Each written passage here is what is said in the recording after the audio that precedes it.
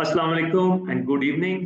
My name is Sikandar Zaman और आज का जो टॉपिक है जिस पे हम वेबकास्ट कर रहे हैं वो है the role of nutrition in non communicable diseases.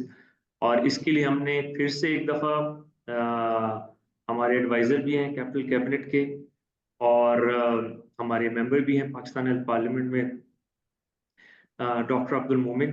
He is a clinical nutritionist. He is doing practice in one of the leading hospitals and tertiary care facilities in Islamabad. And he's also happens to be a teacher, educationist. और आज हम इनसे बात करेंगे the topic is very important. I think इसके ऊपर rather than I say something, I would request Dr. Saab to tell us about the numbers, the stats, the intervention, the policy side. और वो मेरे ख्याल से ज्यादा impactful होगा. So अस्सलाम वालेकुम डॉक्टर साहब, how are वालेकुम you? सलाम। I am good. सिकंदर साहब, आप कैसे हैं? Alhamdulillah, sir. God has been kind. अच्छा मैं you know straight question so ये बताइएगा कि जो जो न्यूट्रिशन है उसकी क्या इम्पोर्टेंस है, ये क्या सिग्निफिकेंस है when we speak about non communicable diseases in Pakistan. बिल्कुल ठीक है। अच्छा देखिए सिकंदर साहब, सबसे पहले तो thank you so much for bringing this very very important topic into your webcast, because this is something which is very much lacking currently in Pakistan. And I'm talking about nutrition education, nutrition awareness.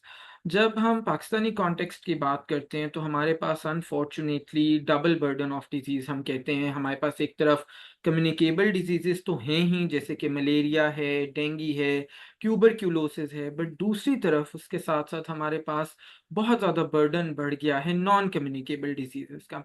और non communicable diseases में सबसे ज़्यादा इस वक्त जो हम affected हैं वो डायबिटीज़ से, हाइपरटेंशन से, कार्डियोवास्कुलर डिजीज़ेस से, जिसको हम हार्ट रिलेटेड डिजीज़ेस कहते हैं। और फिर अनफॉर्चुनेटली कैंसर्स का जो इंसिडेंस है वो इतना ज़्यादा इंक्रीज़ हो गया है पाकिस्तान में पिछले 2 डेकेड्स के अंदर, कि that is something very alarming. अब अगर मैं आपको कुछ बहुत जिसको कहना चाहिए मोटे-मोटे स्टैटिस्टिक्स भी बताऊँ तो according to different national level surveys and reports, इस वक्त पाकिस्तान में 18% से ज़्यादा जो एडल्ट्स हैं दे आर हाइपरटेंसिव, उनको हाई ब्लड प्रेशर है। फिर इसी तरह हमारे पास ऑलमोस्ट 31% के करीब एडल्ट्स आर डायबिटिक ऑलरेडी, यानी कि they are suffering from diabetes. ये सिंपली 1 इन एवरी 3 एडल्ट्स आप इसको कह सकते हैं। और इसके साथ साथ 11 million adults are pre diabetic, यानी कि at any given point in time वो लाइन के उस साइड पे चले जाएंगे। फिर इसी तरह अगर हम कार्डियोवैस्कुलर डिजीजेस की बात करें तो हमारी जितनी भी पाकिस्तान में डेथ्स होती हैं, 30 to 40% of those deaths are attributable to cardiovascular diseases. फिर सिमिलरली एक तरफ तो हम कहते हैं इन्फ्लेशन है और परचेजिंग पावर बहुत ज़्यादा ख़राब हो गई है, but at the same time हमें नज़र आता है कि 25% Pakistani adults are overweight. And दुनिया में globally we are the 9th most obese country. तो दैट गोज टू शो कि हम कहीं ना कहीं हमारे ईटिंग पैटर्न्स और हमारी जो डाइटरी चॉइसेस हैं वो भी बहुत ज़्यादा ख़राब हैं। फिर इसी तरह अनफॉर्चुनेटली हमारे पास नेशनल लेवल पे कोई कैंसर रजिस्ट्री तो नहीं है, लेकिन अगर हम कैंसर का इंसिडेंस देखें specifically during the last 2 decades, तो वो बहुत तेज़ी से इंक्रीज़ हुआ है। और अभी अक्टूबर, आपको जैसे पता है ब्रेस्ट कैंसर के हवाले से हम ब्रेस्ट कैंसर अवेयरनेस मंथ भी इसमें सेलिब्रेट करते हैं। तो I was at a couple of places जहाँ पे हम ब्रेस्ट कैंसर अवेयरनेस सेमिनार्स कर रहे थे। वहाँ पे जो स्टैटिस्टिक्स शेयर हो रहे थे ऑन्कोलॉजिस्ट्स की तरफ से regarding the incidence of breast cancer, वो बहुत ज़्यादा खौफनाक थे। तो इसमें एक बहुत बहुत मेजर कंट्रीब्यूशन हमारी डाइट्स का है, हमारी न्यूट्रिशन का है, हमारे ईटिंग पैटर्न्स का है। तो दैट मीन्स कि जो न्यूट्रिशन का इम्पैक्ट है नॉन कम्युनिकेबल डिजीजेस के ऊपर, खास तौर पर in a country like Pakistan, that is absolutely huge, and the more we talk about it the less it is. Right, right. अच्छा, आपने बात की स्पेसिफिकली हार्ट डिजीजेस की, कैंसर्स की, डायबिटीज की। ये बताइएगा कि जो डाइट पैटर्न्स हैं, जिस तरह के डाइट पैटर्न्स पाकिस्तान में अभी के हैं, और अगर मैं इसमें यूथ को भी ऐड करूं, तो वो बड़े डिफरेंट हैं जो इससे पहले थे। सो आई थिंक जो जो डिजीज पैटर्न है, वो with the passage of time, जिस तरह आप बता रहे हैं, जो आपने नंबर्स बताए हैं, वो बड़े अलार्मिंग नंबर्स हैं। अगर आप उनको देखें तो ये मुझे बताइएगा कि इसमें जो जो जो न्यूट्रिशन है, जो डाइट पैटर्न है, उसका कितना रोल है when we speak about heart diseases, cancer, diabetes, stroke. ठीक है। और ये भी बताइएगा कि इसमें अर्बन एंड रूरल कॉन्टेक्स्ट क्या है पाकिस्तान का। बिल्कुल सही, बिल्कुल ठीक। अच्छा, अनफॉर्चुनेटली बड़ा डिफरेंटली हमारी अर्बन डाइटरी पैटर्न्स भी और हमारे रूरल डाइटरी पैटर्न्स भी बड़ा डिफरेंटली इम्पैक्ट करते हैं हमारी नॉन कम्युनिकेबल डिजीजेस को। हार्ट डिजीजेस हैं, डायबिटीज़ है, कैंसर्स हैं। अब देखिए, अगर हम अर्बन डाइटरी पैटर्न्स की बात करें, टिपिकल जो हमारे डाइटरी पैटर्न्स हैं इन मेट्रोपॉलिटन सिटीज़, उसके अंदर all the time we are consuming processed foods. हम फ्रोजन मीट्स का इस्तेमाल बहुत ज़्यादा कर रहे हैं, which come with a lot of preservatives, जो कि कैंसर का एक बहुत बड़ा सोर्स हैं। फिर हम जंक फूड की कंजम्पशन बहुत ज़्यादा कर रहे हैं। फिर अनफॉर्चुनेटली समहाउ आपने नोटिस किया होगा कि जो कंजम्पशन ऑफ बेकरी प्रोडक्ट्स हैं, that has tremendously increased during the last 15-20 years, जो कि शायद 20-25 साल पहले ऐसा नहीं होता था। May be other than bread हम कोई इतनी रूटीन में बेकरी प्रोडक्ट्स नहीं ले रहे होते थे। तो ऑल दीज फूड्स जो अभी मैंने आपको बताए, they are loaded with chemicals, they are full of preservatives. इनको जनरली हम कहते हैं high fat, high sugar, high salt foods.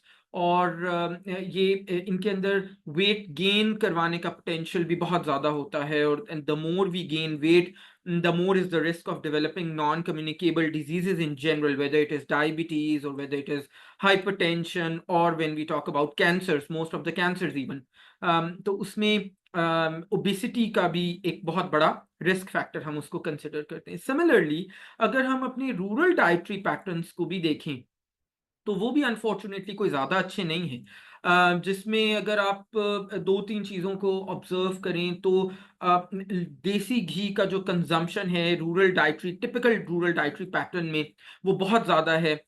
फिर आप देखें, आजकल यूट्यूब पे बहुत ज़्यादा लोग देसी घी को प्रमोट कर रहे हैं कि जी that is the way to गो।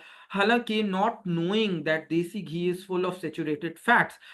उसमें फिर बहुत सारे लोग ये आर्ग्यू करते हैं कि जी हमारे तो वो बाप दादा के ज़माने में हम बहुत ज़्यादा देसी घी खाते थे, and they used to live over 100 years and they were so healthy. But आप प्लीज़ उसमें ओवरऑल हर चीज़ का रोल भी आपको इवैल्यूएट करना पड़ेगा। आप आइसोलेशन में किसी चीज़ को नहीं देख सकते। अगर वो देसी घी खाते थे, तो फिर वो 8 घंटे खेतों में 10 घंटे काम भी करते थे, वो 10-10 मील पैदल भी चलते थे, उनकी फिजिकल एक्टिविटी बहुत अच्छी थी, जितनी डाइट्स अवेलेबल थी, जितनी फूड्स अवेलेबल थे, वो एब्सोल्युटली प्योर थे, अनलाइक टुडेज इरा।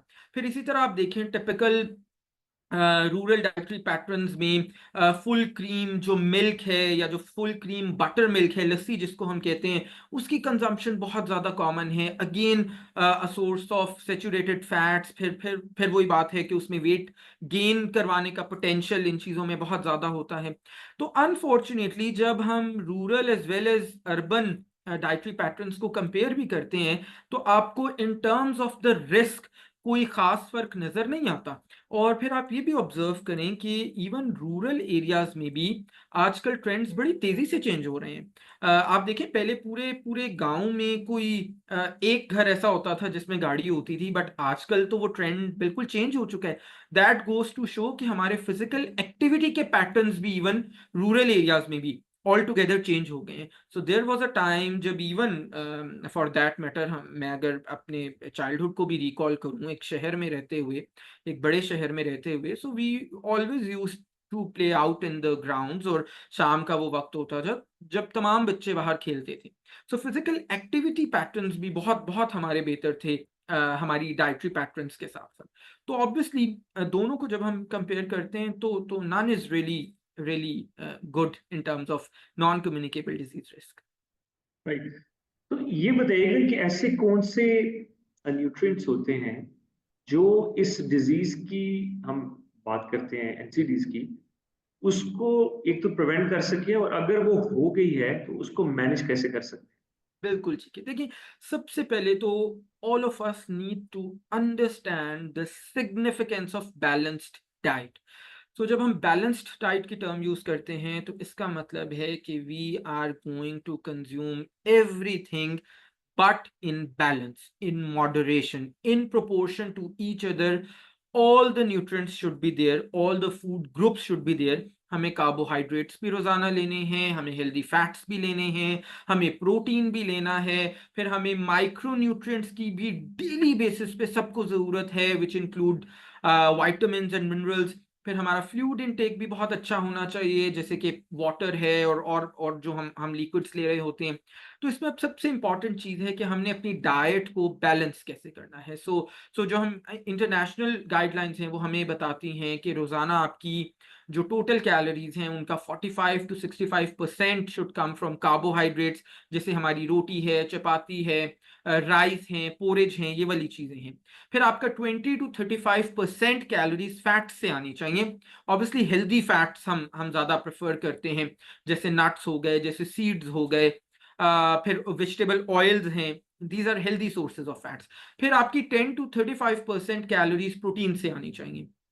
सो प्रोटीन्स में हमारे पास दो तरह का प्रोटीन होता है, एक एनिमल बेस्ड प्रोटीन होता है which is primarily obtained from egg हो गया, फिर आपका मीट हो गया, किसी भी किस्म का चिकन है, मटन है, बीफ है मॉडरेशन में, fish is an excellent source of protein. फिर आपका प्लांट बेस्ड प्रोटीन हो गया, जैसे लेंटिल्स हैं आपकी। We are blessed, we are an agricultural economy, तो हमारे पास तमाम तरह की दालों की variety and pulses and legumes और ये चीजें बहुत, बीन्स हो गए, ये चीजें प्रोटीन का बड़ा अच्छा सोर्स है प्लांट सोर्सेज में। फिर माइक्रो न्यूट्रिएंट्स के लिए हमारे जो विटामिन्स और मिनरल्स हैं उनको लेने के लिए बहुत बहुत ज़रूरी है कि हम डेली बेसिस पे इंश्योर करें कि हम फ्रेश फ्रूट्स एंड वेजिटेबल्स का इंटेक करें। डेफिनेटली इवन मिल्क से या डेयरी प्रोडक्ट से बहुत अच्छे माइक्रो न्यूट्रिएंट्स आपको मिल रहे होते हैं। फिर जो फूड्स आपके फैटी फूड्स हैं, प्रोसेस्ड फूड्स हैं, जंक फूड्स हैं, फूड्स हाई इन शुगर्स हैं, जैसे कि शुगर स्वीटेंड बेवरेजेस हो गए, ये वो वाले सारे फूड्स हैं जिनको आपको रिड्यूस करने की जरूरत है, बिकॉज ये फूड्स आपका फिर रिस्क बहुत ज्यादा इंक्रीज करते हैं of developing different non communicable disease. हैं? अच्छा, इसके साथ जो नॉन कम्युनिकेबल डिजीजेज हैं, कौन सी जो न्यूट्रिशनल डेफिशिएंसीज हैं इसके साथ जुड़ी हुई हैं? अच्छा, देखिए, सबसे पहले तो we are very unfortunate in the sense that Pakistan is currently suffering from a triple burden of malnutrition, हम इसको कहते हैं। और triple burden of malnutrition का मतलब ये है कि on one side we have undernutrition, so खाने को नहीं है। उसमें खास तौर पर अंडर 5 चिल्ड्रन में अगर हम देखें तो स्टंटिंग इज वेरी कॉमन।